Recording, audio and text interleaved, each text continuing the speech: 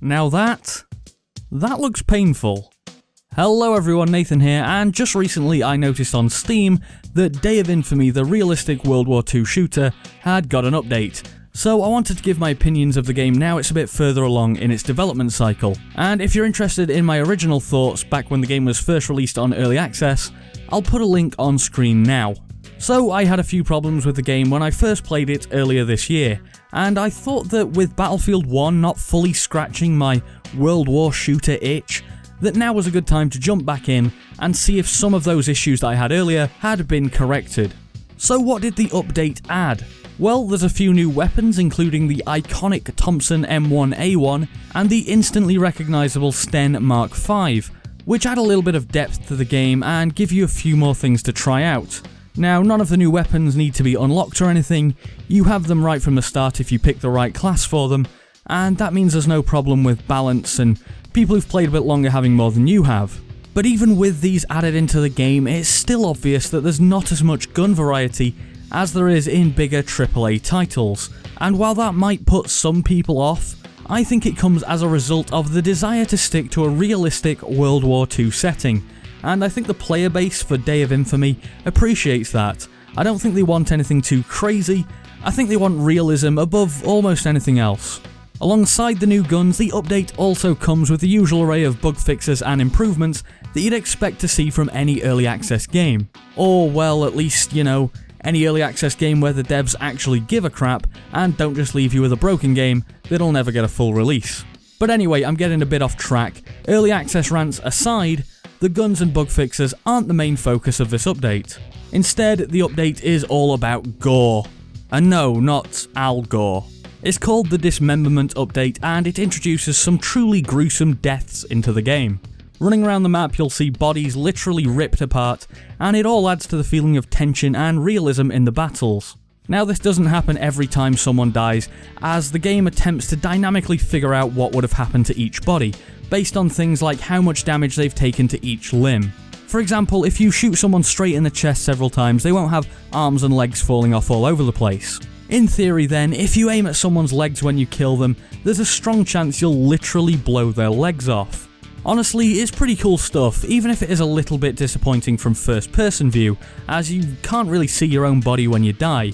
Even so, it's still an appreciated addition into what was already a good game. That being said though, I never had a massive issue with the look or feel of the game. Sure, it doesn't look stunning, but it's functional, and games like CSGO prove you don't need to look great to be a great game. No, my problems with the game when it launched in early access were performance and player count. So have either of these things changed for the better? Well, I'm happy to report that on the majority of maps, there seems to have been a fair bit of optimization done since the last time I played. Where previously I was seeing frame rates in the 40s or 50s, I'm now seeing 70s or 80s, and I've left a frame counter in the corner of all the clips so you can see for yourselves. Unfortunately, there still seems to be quite a lot of variation in the frame rates I'm getting, and some maps still definitely need some work to improve performance. And while the improvements made so far are great, and anything above 60 FPS is acceptable, I'd still expect a little bit more from a game that looks like this. The most obvious comparison is Counter-Strike, where my PC is capable of frame rates well into the hundreds, and while the maps in Day of Infamy are considerably bigger, I'd still like to see the performance gap between the two games closed quite a bit more. So overall then, the performance has been dealt with to a certain extent. So what about the player count? Well, the news here isn't so good.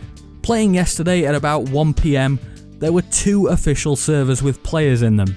2. One of them had 31 out of 32 players, not bad you might think, while the other had 8 out of 32.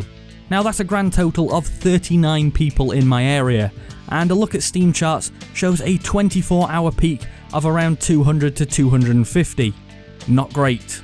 If we look at a bit of a longer term view, the player count seems to be getting a little bit stronger than it was before, but you're still not going to get the choice of game mode or map that you want. You'll just have to play whatever's available at the time, and that's a major reason I'd struggle to recommend Day of Infamy as a good purchase. Yes, the gameplay is solid, it's regularly being updated, and it offers something completely different than big shooters like COD or Battlefield, but ultimately it's a multiplayer shooter and it needs people playing it.